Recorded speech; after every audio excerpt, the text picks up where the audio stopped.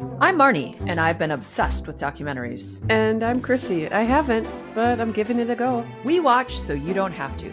Or maybe you do, and just want a completely fact-free synopsis. Expect spoilers and tangents. Because we're not here to educate. We trade accuracy for entertainment every time. This is the Gist Project.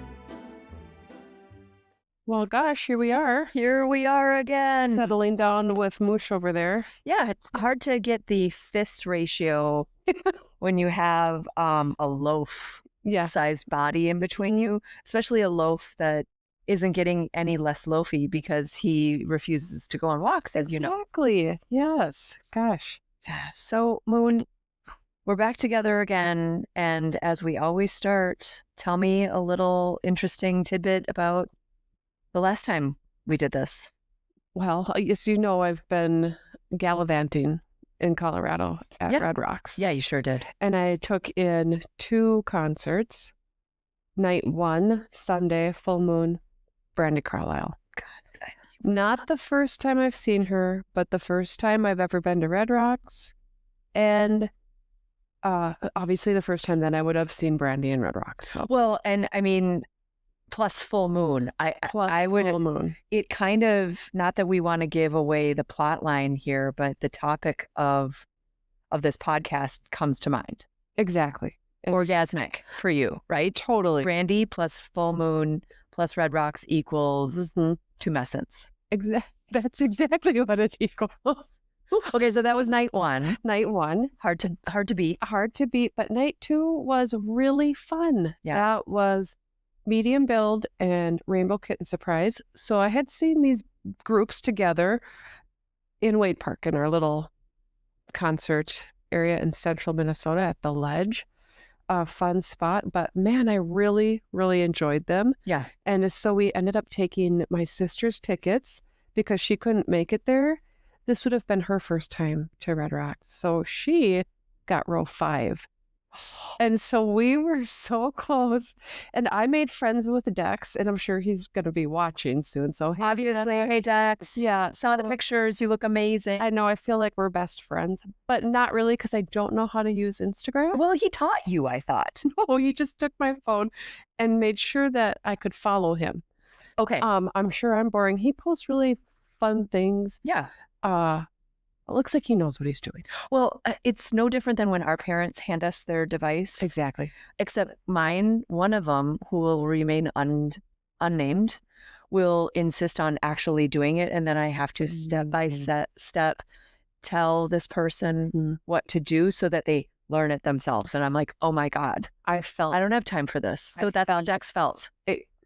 He felt exactly that way. And he's like, can I just take your phone? And yes, please do. Yeah, please do that with my whole life. Yeah. So we got to see these awesome shows. I know the lead singer of Medium Build looked directly at me. Could have been Bobby, the tall, handsome drink of water. Yeah. Dancing like a fool next to me, but I'm sure it was me. And made a camera sign. So obviously, my night was made. Click. Yep. Is that what they do? No. This? You know, I have it on video because I was recording at the time, but I only like to get 30 seconds or less because I really like to enjoy shows. You got to be in the moment.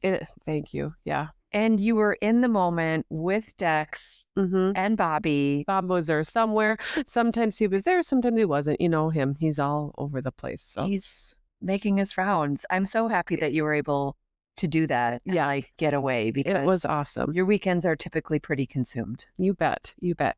And how about you? What have you been up to? I learned that eating a lot of sugar-free Jolly Ranchers is a bad thing.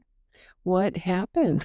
Well, I don't know if you know this, but like, remember when the potato chips that came out, there was like this Olean or whatever? Yes. Yeah. And everybody took that as creative latitude to just eat the entire bag. They were like, it's fine. There's no fat in this. No. Okay. And do you remember what happened to those people? I feel like there was somewhat of, gosh, I want to say the descriptor could be oily diarrhea. Yes, exactly. Yeah. Shit their pants. Yes. How exciting. It is. This is similar, but just in the form of farts. So really? I didn't know that a body could bloat the way it does. I mean, everybody says, I'm so bloated. And I'm like, I'm not really bloated. I'm just like retaining water and I feel squishy. This, and I did it again today. So I made the mistake. I did it. Oh, okay. So I'm going to sit and hold them in. And if everybody notices that I get pregnant while we're speaking, I mean, it's the sugar-free. Yeah. I'm holding it in everything so that it doesn't, so we're not just like eating my farts How today. many of these do you have? Is it a party pack or did you buy them more of them? Well, guess who I live with. Oh, I know. Yeah. Okay. So it is a massive Costco size bag.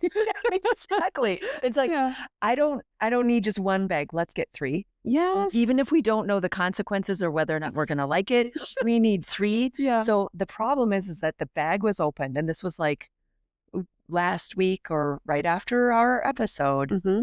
And I was like, I want some of that. So I took a handful, which was like 5. And then I thought, these are delicious. Yeah. I took 2 giant handfuls afterward, and I spent the night like, what's wrong? I'm sure, like, nothing against sugar-free Jolly Ranchers. No, it explicitly says, have a couple. And oh, by the way, this may cause gastrointestinal distress. It does say that? Yeah. In some sort of word that doesn't scare people. Wow. Obviously, it didn't scare me because I was like, challenge, this will be fine. Yeah. This will be fine. So that's how I spent last week. And then Jeff was like, so you dealt with farts all night? And I was like, yep. And he's like, okay. Then he got me a tropical bag.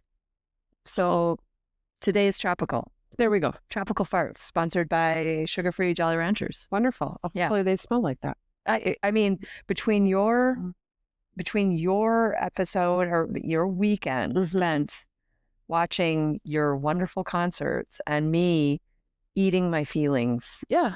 Like, it is kind of a nice segue to what we would actually rather do than sex. Eat or go to concerts. I thought you were going to talk about what we would rather do. And then the answer is Orgasm Inc. And I'm going to say wrong. Yeah. But yeah, you're right. Yeah. No, that's not where I want to go. But yeah, perfect introduction because that is what we watched. Orgasm Inc. Yep. The story of OneTaste. Yeah. Which was in the news recently. Yeah. Which we're going to, at the very end of this, we can come back to say that we're not investigative reporters. We've said it all along. Mm-hmm. So our synopsis will be just that, a synopsis of a synopsis of a synopsis. We heard that. Take it for what you will, right? Yeah. It will inspire people to think and look into it. Maybe they'll read the article. Yeah. Right. And then they can respond with a citation that we should have included. Yeah. Maybe. Thank you. It'll be like a public service. Yeah. And I'm feeling awkward because the loaf is kind of taking, so I'm going to just go ahead and adjust. People can watch that. Yeah. All right. So, tell me a little bit about Orgasm Inc. Moon. Well, it was on Netflix. It was this documentary was released in 2022. This company itself was founded in the early 2000s.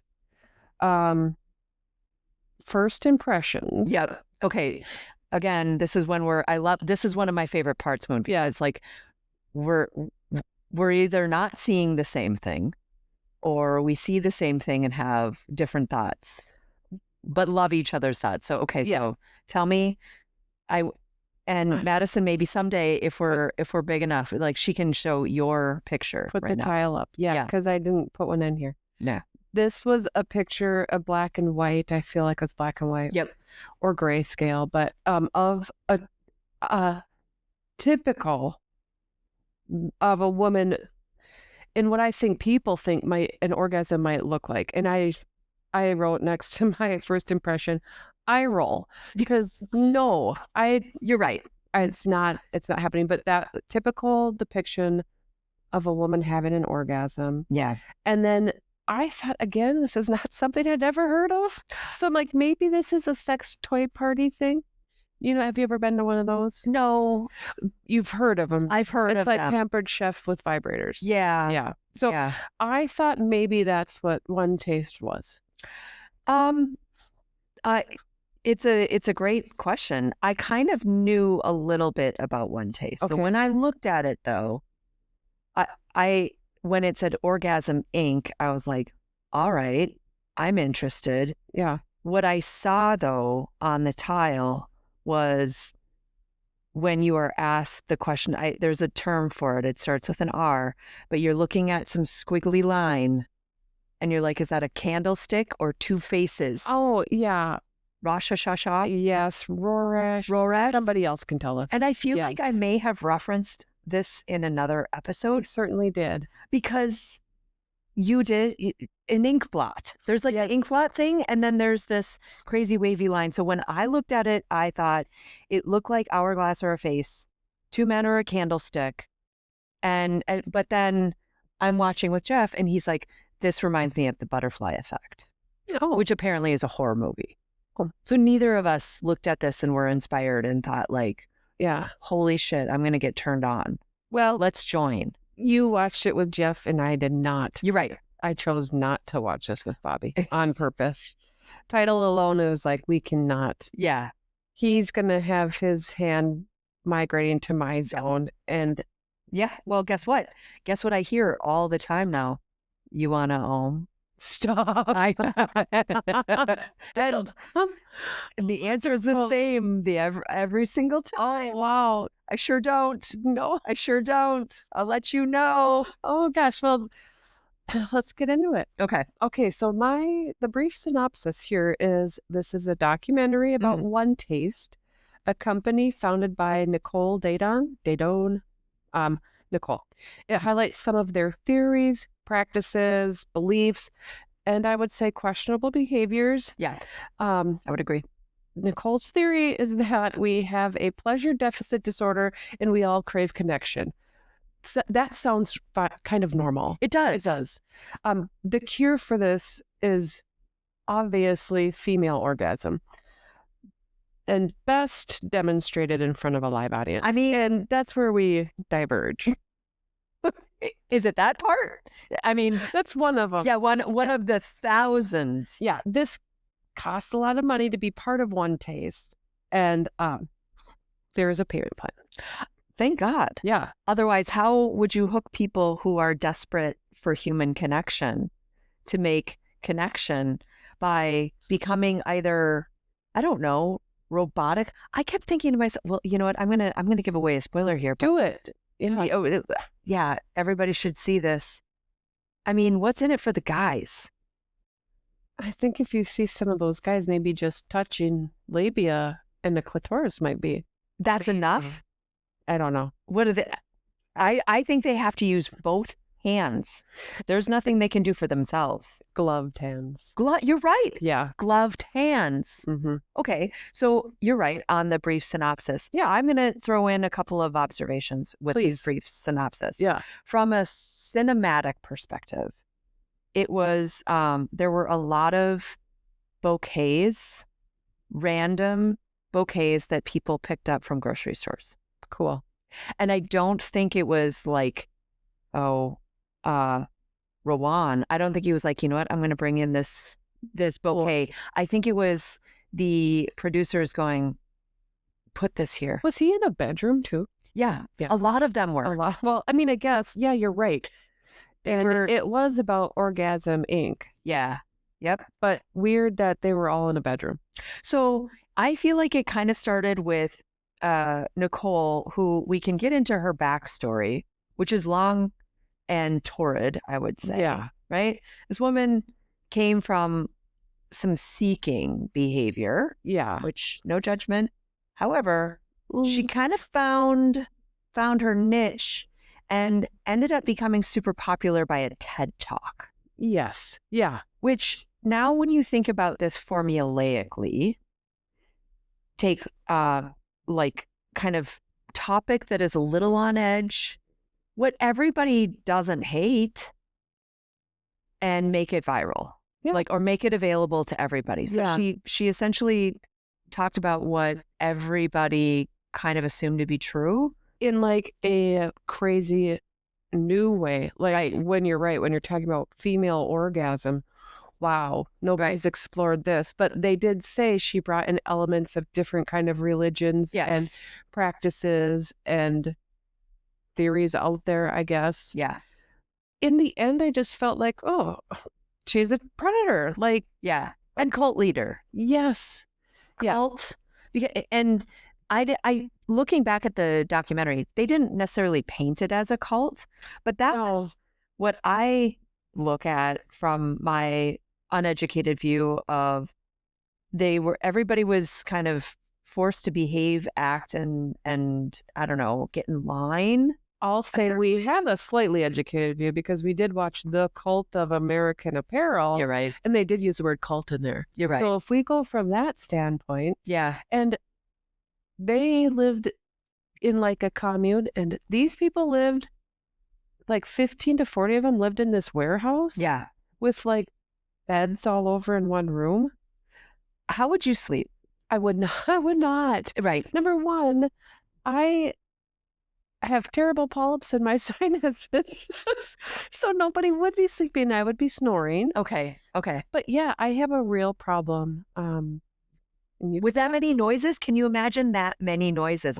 And they added to that there were a lot of people having sex. Yeah, and also people might want to be touching you, like your body. 100%. Because you're like an object. With Bob in a king size bed with a body pillow, the biggest one I could find. And this sucker is huge. You can barely look over it. Yeah. And that is in between us like a barrier. Right. And I explained to him quite frequently, I can't be touched. I'm trying to sleep. And I don't mean sexually touched. I mean, don't kick me. Get your 40-pound adult leg off of my body because it's hard for me to sleep that way. And I've said that more than once, and I've said it multiple ways. We love you, Bobby. We love you, Jeff. God, you guys are great. Wow. Punching bags with 80-pound legs. Yeah. That when we're trying to get some sleep is not welcome. It's not. I don't want to own. Yeah. It's not going to happen. I'm not owning. So if we were to go, so we take Nicole, who collects ideas from a bunch of different cult-like leaders. She builds her own following called OneTaste. I think she had a couple of different permutations of the name. I think you're right there. Right? But yes, we're building OneTaste. We're building OneTaste. And she does this through predatory sales tactics. And the way in which these people join is through these very awkward social encounters, if I may. Yes. Do you remember what looked like, oh, walk around, observe, and people were like, yeah, kind of making eyes. I would be so weird in that scenario. Like, who wouldn't? Who would be normal? They're under no circumstance. Is that normal? And you just have to think, these people are there thinking, all right, now's my chance. So perhaps, and again, like predatory, weird behavior and kind of preying on people's depravities. Yeah. We're getting all these people, and then we question why people are okay 40 to a room. I'm not victim shaming. If you hear that, that is my stomach. Oh, hey, Jolly Ranchers. They're coming up. Yeah. And so as we go through the cast of characters, it's essentially, with the exception of Ellen Hewitt, the reporter, all of these people are in some way, shape, or form involved or had been involved. Yeah. Through marriage, founding, or master strokers. Yes. Yeah. So as we go through the awkward encounters, we've got people who are like, all right, let's walk around. Let's make a connection. I couldn't really tie between awkward encounter, serial dating moments to when they sign up to like buy a membership. Did you? No, I agree. And it was really hard to tell how the business model itself really worked. Right. Because you could have you could go to a party, and I feel like that was one level of payment. Okay. And I think you could be a member for another level. I think membership got you access to more parties and live demos. That would be an interesting one. And they were holding up signs. Yeah. About what? I don't know, but it was like emotion, sad, pleasure, words. Orgasm is. Or exactly. Yeah. And lots of sticky notes. It just, it felt like, gosh, they're trying so hard to be like edgy. Yes. And out there and almost exploit people's shame and make you, like. Yeah. They went there. Yeah. When we get to the dictionary, the jargon. I can't wait. Let's go there. Okay. Okay. These characters are going to come out. We've got Nicole, our main character. Yep. Rob's our financial. He's the co-founder, but we rarely see him. We rarely see him. When we do, it's unimpressive. And I believe they were in a relationship of sorts. Maybe. There was a hint. If I look back, co-founder. Oh, he was nebbishy. That I wrote that down and I made Jeff pause. And apparently that means like that somebody is kind of geekish. They did say this so was kind of targeted towards the tech world. Yeah. And he was being groomed to be hot by Nicole. Oh. So she took herself, maybe somebody who was a little overlooked, made him hot, made him rich. Did she? Great question. I mean, I don't know. Probably started off as rich, but fun. Yeah. Fun with that. Poor guy. Yeah. Jeez. All right. You're right. Okay. So to the jargon we go. Yeah. We've already said om and oming, but that is our phrase, not ours, their phrase for orgasmic meditation. Mm-hmm. And this was the point. It was. And if that was all this documentary was about, I would have actually been interested. In fact, I made Jeff try to find the videos, the original videos, the demonstration videos, because Om, dear listeners, is a practice, and it is when you find the upper left hand quadrant of the clitoris and it's up, down, up, down, up, down. And I thought, really? Okay. I thought you were going to say you made Jeff try that. No. I wanted him to watch a video because I had no time to fumble around. Didn't, or he did? It wasn't we couldn't find it. We found a lot of speculative type of videos. Yes, there was. So if somebody can find it, I'd love to see it because I would be curious which left, my left or the Omer's left. Oh, what a great question to begin with. I was laying there thinking, so, okay, that would be this part of my body, or is it here when Jeff's standing here, because you're supposed to be on the right-hand side, I think.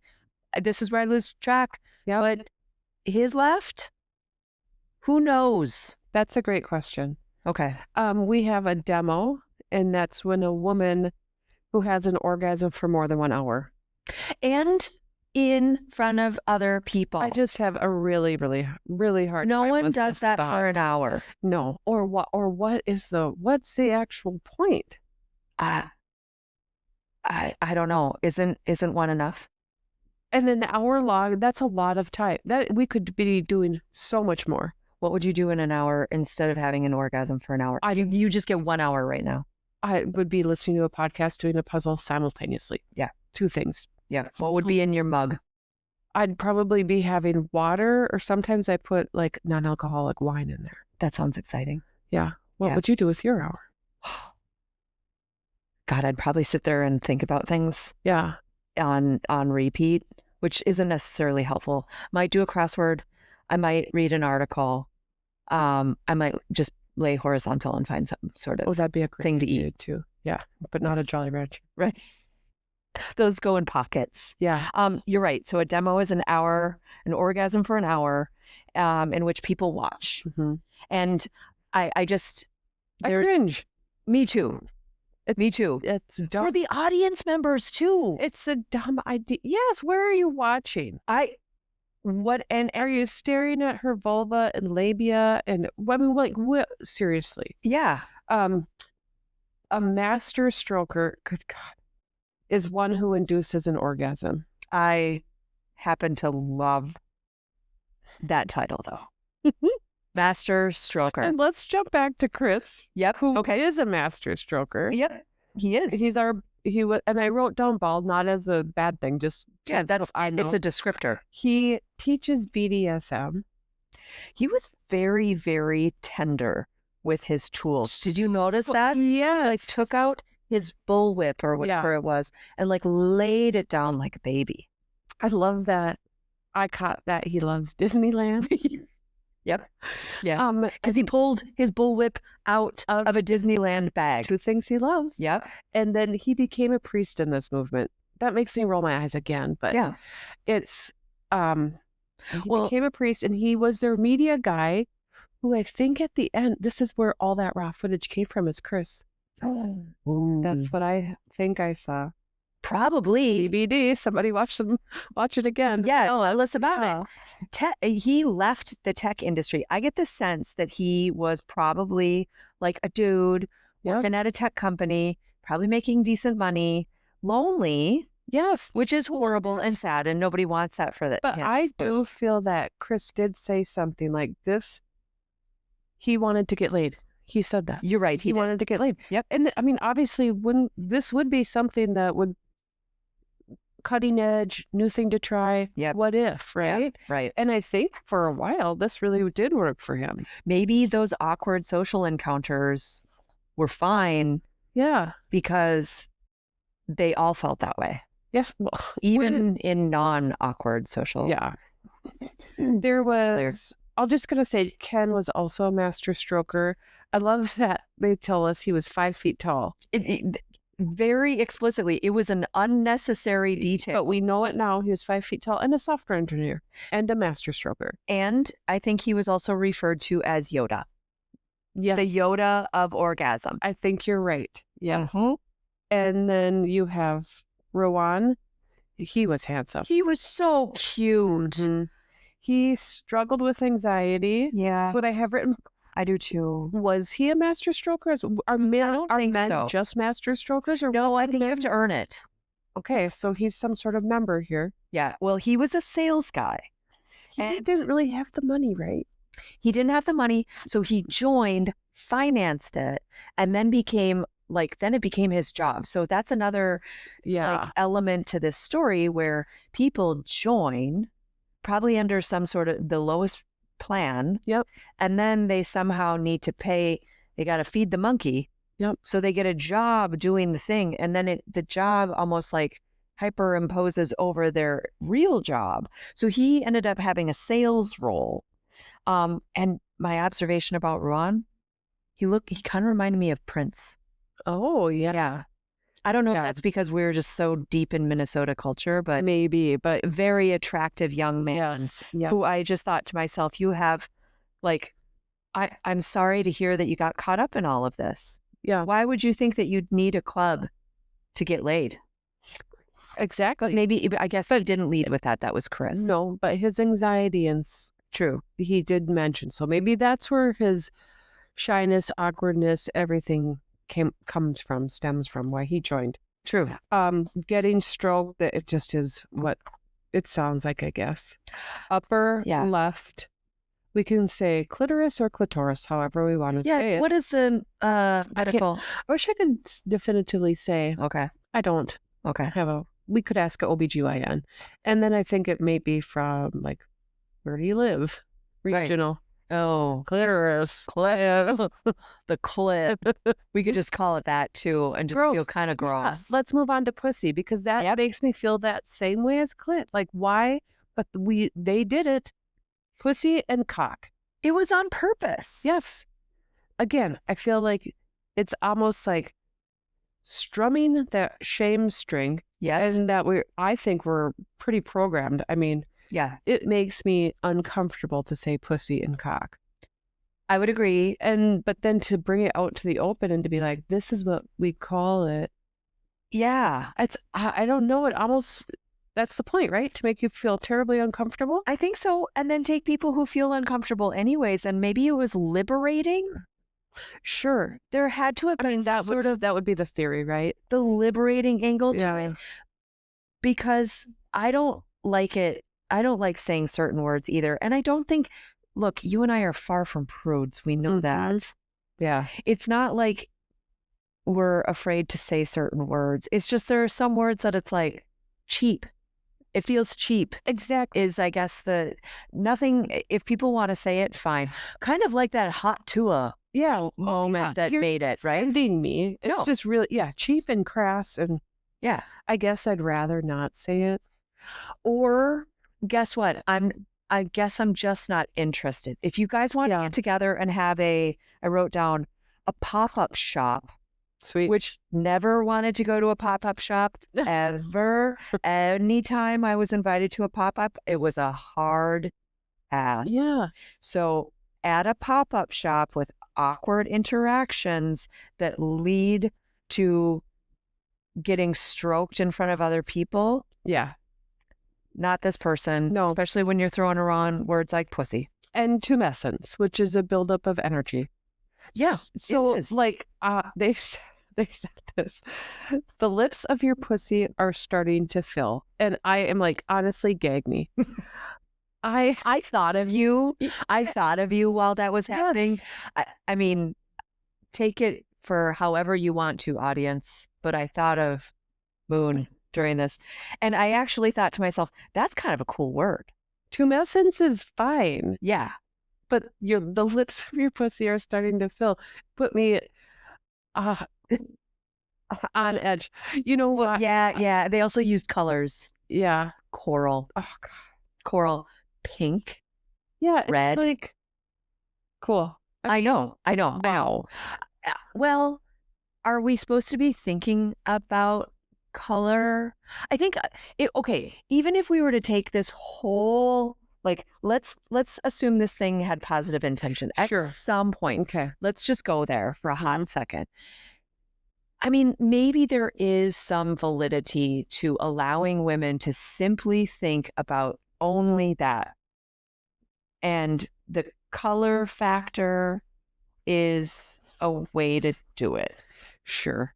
I mean, and giving a lot of latitude. Yeah. And then when we orgasm, we're clearing our bodies or I get that. and minds. Did you write that down in the jargon? I didn't. I don't think I did. For everybody's awareness, Moon puts this together, and I don't read it until we're doing this. Yeah. And my favorite part is that right as we're doing it, I realize things like cock, again, obvious, but crass. Yeah. So, wait, we're missing one. What are we missing? Nailed. Yeah, no, it gets on here. Oh, it's yeah. Okay, yeah, See it? yeah. I didn't want to move off of the jargon without getting through nailed. Yeah. And what is it? Well, this is where I will agree with them. You know what it means to me? It says frozen in place by an orgasm, which I do believe you are right. And I think they're right. Because guess what we're not doing? We're not acting like porn stars.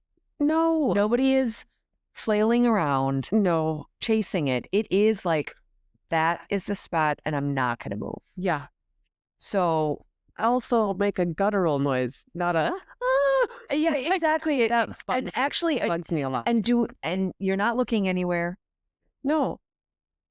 Eyes closed, looking away. Yep. Trying to hold that, maybe not thinking about colors. Not at all. Not really at all. Oh gosh.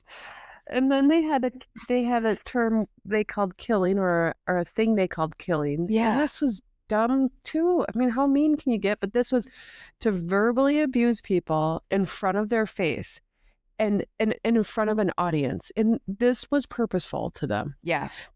I can't remember why, because it just seemed like emotional abuse, but like they were yelling and making people feel so horrible. And then what? I can't. Well, I think the bridge here is we went from this being this concept of here's how we solve humanity to then identifying it as a business model. There we go. So he builds a business on this. Then you get these people hooked. And then how do you bring it to the next level? Well, you keep them hooked by preying on their sensitivities, preying on their, I don't know, where they would find shame in themselves. And then knowing enough about them and how vulnerable they've made themselves, either by being demoed their vaginas or their dicks or whatever we are putting on display. So now these people have really opened themselves up mentally, physically, and spiritually. And they then take that as ammunition in front of other people as a form of therapy. Yeah.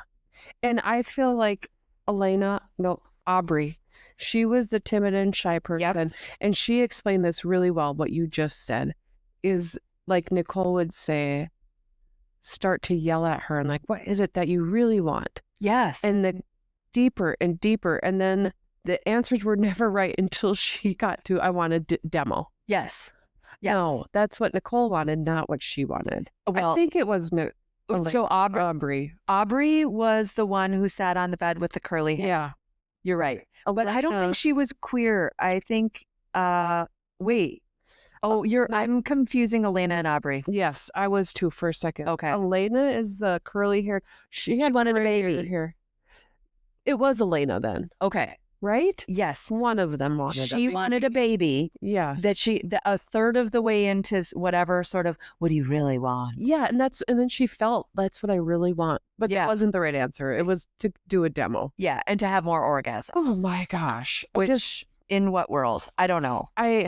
This was if you can tell, this isn't my cup of tea. Also as a character bridge in this scenario, because what I think you did nicely was like, we've got this concept, and then they go into abuse, and there's a character named Mike.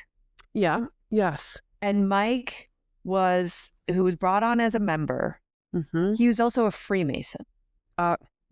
Which they have their own set of ceremonies. Oh yeah, not that I would know them. Well, no, of course not. We're women. We're not allowed in there. But they have handshakes. Yeah, they have all kinds of things.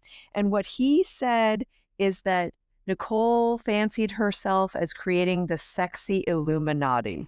Yes.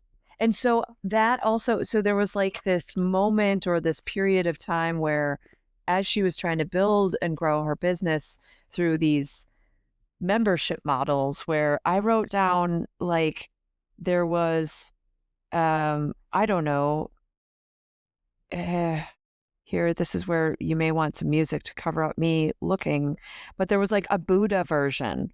Yeah. Like this Buddha package.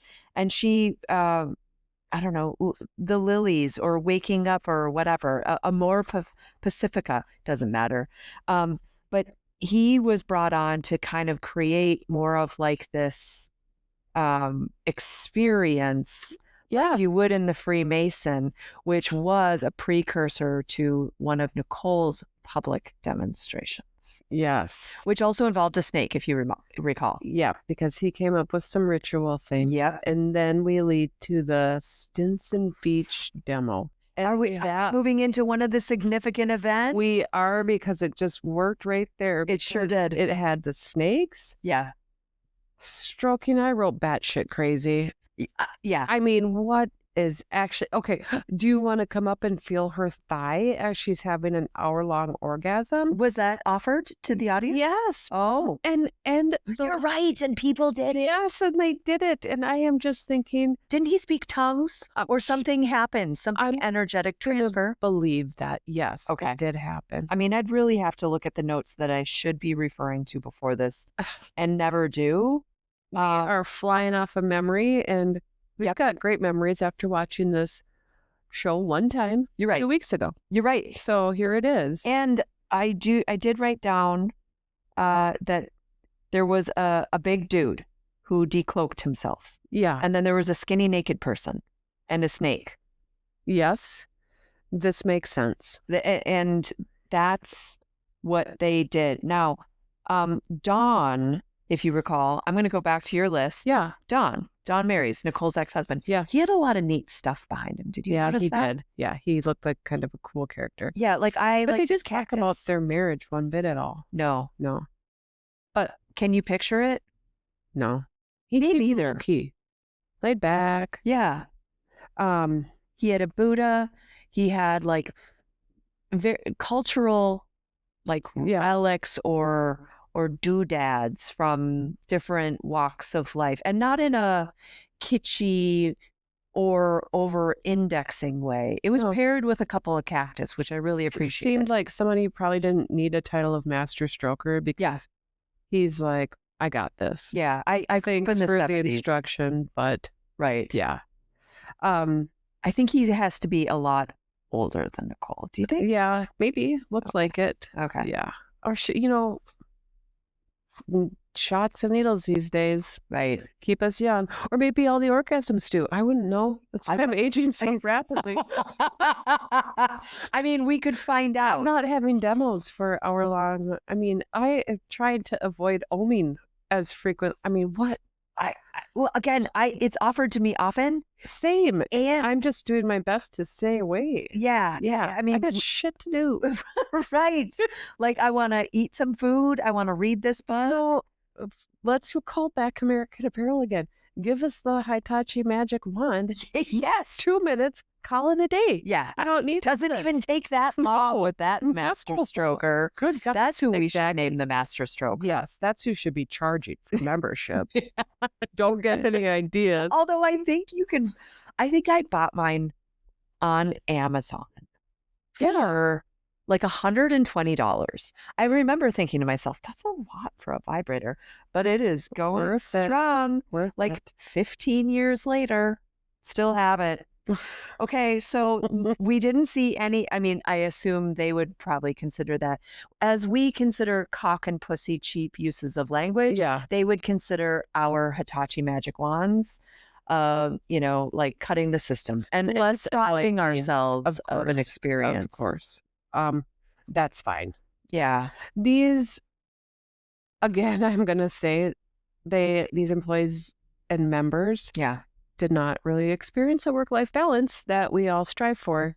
That might also lead to some sort of fulfillment. You're right. They seemed overworked, underpaid, and I think that's what got the company in trouble at the end of the day. Absolutely. Great way to pull in our friend Ellen, right? Yes. Yeah. Ellen, she kept a really good journal. I put that about Ellen. Or, no. Ellen, our reporter. Sorry. Elena kept the journal. It's just one extra letter. Yeah. We're onto it. She kept a good journal. She was the one who wanted a baby. She sat in a bedroom also with a cheap bouquet of flowers. More bedrooms. Yep, more bedrooms. In fact, I noted that there were very few actual plants. The only person who had like a solid plant showing was Autumn, who was the sister of Aries, who didn't want to be in the show for her own reasons, I suppose. But yes, Ellen, you're right. So Ellen was our reporter because she received feedback from a customer who had a bad experience. We don't really know what that bad experience was, though, right? No, but I feel like you could almost just pick from the list. I mean, if you paid for this sort of shit, what are you paying for? What would you pay that? So here's another question, though. What would you be like? You know what? You're right. I'm going to pay a couple $1,000s a month. For what? To be able to do. That's the question. What would you do? What do you want that bad that you were like, yeah, I'll part with that cash for? I mean, if we could have more time, okay, I guess time machines. Yeah, I'd pay money for that. Okay, but that seems easy. We could just create a space where it's like, come here so that you can do whatever you want. Yeah, I think that's what WeWork was, and it was an epic. Oh, that's sweet. But we could try it. We could try it.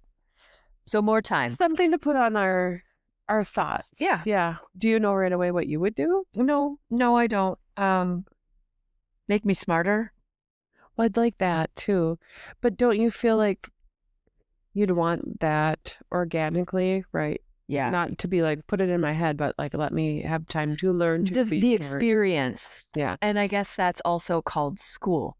I've done that. Yeah. Yep. So, yeah. I mean, our problem is solved right there. Oh. So I was thinking that maybe we could come up with some sort of business model or cult ourselves, and sounds like we didn't. We'll work on it, though. We'll work on it. Okay. Because I have a feeling a couple of these documentaries we'll be watching have to do with things like this. Yeah. Well, at the end of the day, if we can take the good parts of building a cult and minus all of the bad, we'd be doing the world a favor. Of their intention, and then bam. Yeah. Shoot. Yeah. Power gets in the way. Power gets in the way. Money gets in the way. That mighty, mighty dollar. We can take a little turn here because we can say, I don't know that, did Nicole have good intentions, or was her childhood, we alluded to, was really messed up? So she says, that's what she says. Her dad, this is what it says in the show. I don't think the article agreed with it, but I agree. The show said her dad was a child molester and used her as bait. Yes. That's not what I'm questioning. He was convicted of 52 counts of child molestation. And I don't think the article agreed with that number. I agree with your agreement of article. Go ahead and fact check whatever. Yep. He was convicted, though, of child molestation. So that's like her upbringing. But what she says about her dad, her own descriptors about her father, she describes him as expansive and fourth dimensional. Well, and also, despite his flaws, which we don't agree with his practices either, she didn't necessarily condemn him either. So there was, we could really get Freudian here and say that, you end up marrying someone like your dad, and we always, kind of chase all the things that we grow up with. And can you ever really hate your dad? I won't. But she didn't say anything negative. It was like her experience and what he did, she kind of brushed it off like, yeah, he did these things, but dads will be dads. Dads will be dads. And it also kind of like lays into how Aries was then treated, where she and her sister Autumn experienced quite a bit of abuse. Yes. Right. And then Nicole ended up exploiting Aries pretty significantly per this documentary that preyed on her victimhood, and that she just needed more abuse to get rid of the abuse. So that was really fucked up too. Yeah. Okay, and I didn't put on I should have put it on our jargon, our dictionary, but didn't they say something about the beast? Yes. So we're confronting the beast. Go figure that I actually have that, that your body is asking for abuse and fear, to take on. It's fear in the face of the beast. Okay. So that's just fucking bullshit. It is. Yeah. And a lot of alchemizing trauma. That sounds like, those are fun words to say. They're fun. Yeah. Awesome. And and very potent.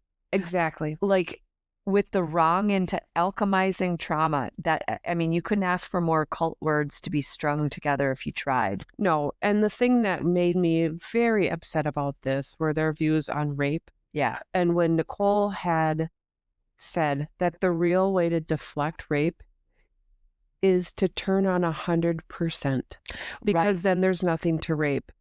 And I thought, if this whole film made me feel like this is batshit crazy, this took me up a notch. Well, that's when I mentally took this thing, lit it on fire and put it out with a wet chain. Yeah. Like that. Like, so in other words, if we were to take her analogy and use real words, it is, if you're getting raped or experiencing some sort of sexual abuse, really enjoy it. Because then it's not considered rape, right? Because then you are no longer experiencing trauma. And also, like, when you talk about the abuse of Aries, and probably more like her, that your body's somehow asking for that, right? Stop. Asinine. Yeah.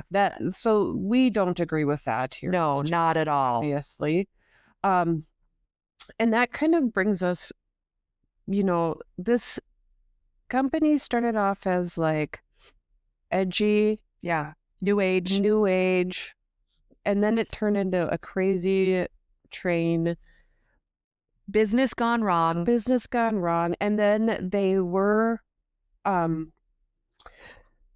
me just say, in 2013, they were huge. Yep. Company took off. 2017, they had about 12 million in revenue. 2017, Nicole sells her shares. Yeah. And then 2019, FBI investigation. It's an interesting twist of events, right? Mm-hmm. And to bring us to modern day, the end of the documentary says something about Nicole went flitting off to The Italy, farm. Oh, yeah. and to Thailand, and a bunch of people dispersed. Mm-hmm. So there was this diaspora of people related to this whole thing. And it alluded to the FBI. Yes. Right? And at the time of the documentary, which was in 2022, Yep. so it was ongoing. And now we are sitting here live in September of 25, Mm-hmm. and the trial just concluded. Yeah. And Nicole and her business partner, who we didn't really touch on because, quite honestly, she didn't really inspire me one way or another. Are you talking about Rachel? Rachel. Yeah. So it was Nicole and Rachel. Yeah. So she was like the salesperson who, Yep. I'm guessing she probably had some pretty demonic employment practices because she was the head salesperson. Mm-hmm. And I'm guessing her sales tactics and the treatment of the salespeople were what got her there. And this is leading into our single source. I mean, we could also say Google, but the New Yorker article where essentially Nicole and Rachel were found guilty. Yeah. Of employment. Right. Malpractice. Yes. Not necessarily possible abuse, sexual abuse, or anything like that, but the employment aspect of this. Yeah. And I think the most disturbing part was when sentenced, Nicole turned around to what I can only assume to be followers or believers or people who don't mind, and said, like, this isn't over. Right. Something to that effect. Like, I'm not done doing what I'm doing, and that's spreading goodness. At the end of the show here, they said she was going to write a book about cancel culture. Well, I wouldn't be surprised if she was, in fact, canceled. Yeah. It'd be kind of well-deserved. Yeah. Although, First Amendment, that sort of thing, we could go there, but we're not. You write that book, Nicole. I'd love to hear it. What do you? I'm not going to hear it or read it or buy it. I would do it, and then I would give you the really poor, synopsis of what it's all about. Yeah. And then you can hate all over it. We can barf.